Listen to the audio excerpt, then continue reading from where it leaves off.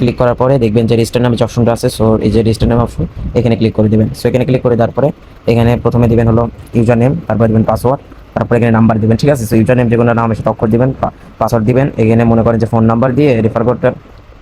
আচ্ছা, তারপরে কি করবেন, তারপরে ক্রিয়েট অ্যাকাউন্ট এখানে ক্লিক করবেন। আমি সব কিছু করে নিব, তারপরে লগ ইন করে নেবেন। তারপরে আমার একটা পেজ আসবে, দেখবেন আপনাকে ইনস্ট্যান্ট ওরা কি করছে এখানে 50 টাকা বোনাস দিয়ে দিচ্ছে, ঠিক আছে। সো 50 টাকা বোনাস নেবেন।